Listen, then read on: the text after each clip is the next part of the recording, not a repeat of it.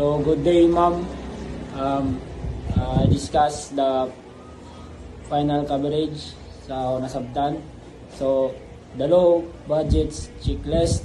So first is battery. Motor vehicles won't start with a dead battery, or it will until it runs out of battery in the middle of the nowhere, leaving you stranded or stop on the side of the road. So sa battery, so kinahanglan na to i-check atong battery kay for example basi paong og galit imong sakyanan, so ma-stuck ka sa isa ka lugar or ma-stranded sa kalsada. Second is lights. Fully functioning auto lights are a safety must have for in nighttime driving. However, their bulbs burn out or get defective over time.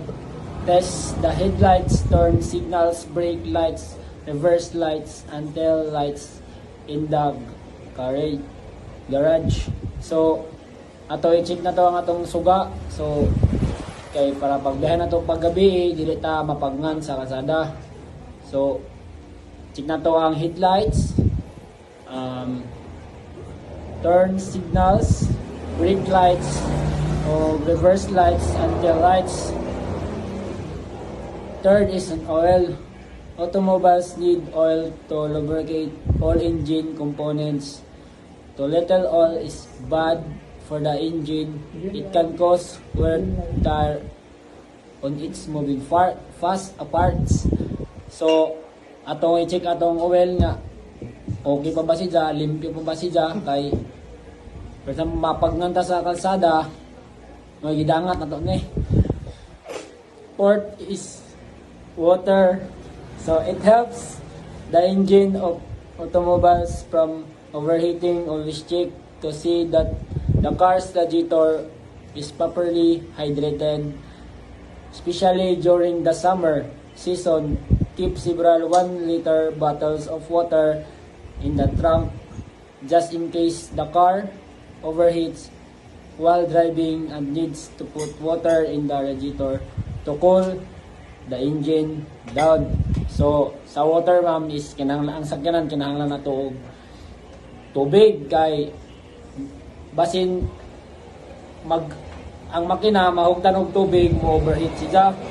So kinahanglan butangan ng tubig para cool lang siya. Number 5 is brake. Faculty brakes are disaster waiting to happen. Lower the chance of meeting road accident by ensuring that the brake system of the car is working properly before taking the car out to the garage. So kinahanglan tayo i-check ang atong brake kay sa kasagaran gid nato na ibawan sa ato karon nga panahon kay daghay na nga tumba tungod anang brake kay nawadan sila og brake. So kinahanglan to i-check siya para dili ta mabalaka sa pagbiyahe na to og lagyo,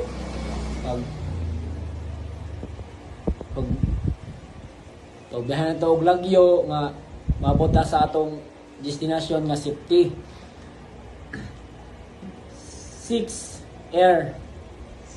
Keep the right pressure to prevent accidents and decrease fuel economy. Tires, regardless if they're old or new, lose air over time. Check the tires also for nails and other sharp tip that puncture them. So air kinahanglan nato i-check ato atong mga ligid kung kuwang na ba siya og hangin or dili po nato siya pasubraan kay basin sa pagbiyahe nato mabuto or aguban ma-flat pod. So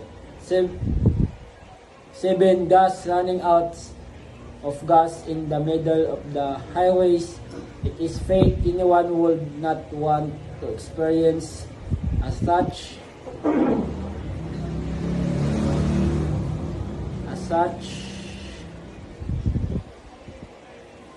It's highly advised to take a quick look at the car's fuel before heading on out. So kinahanglan nato pod i-check nato atong gas kay kung magkuanta, kung mag long ride ta or magbanding ta sa atong mga pamilya, basin sa tunga-tunga ra tataman kay nawad anong gasolina. So kailangan nato i-check ang ato gas kay dili man sa budagan ng sakyanan kung may gas. Number 8, engine. Detecting an engine problem before driving off is better rather than to deal with it in the middle of the road. So i-check po nato atong engine kay di po ta mo dagan i-check it ato atong engine kay basin sa mahugawan sa mga karburador mahugawan. So kana siya kusog dali lagi na siya makakusog dali na makaguba. So number 9, tires driving with worn out tires can lead to a fatal accident. So before leaving for a road trip, spend a few minutes to check the tires for boggles, bumps, tires, and other signs of damage. So kinahanglan na to i-check ang atong mga ligid kung hilis na ba kay para dili ta madali og kaglatan or kabuthan. Human error due of selflessness, drunkenness, and medical problems like asthma and disease is the leading cause of the road accident Metro Manila. So kinahanglan na to pod dili ta mag-drive kung hubog or katugon para dili ta madisgrasya. So mga to ma'am, thank you, papasaran ako.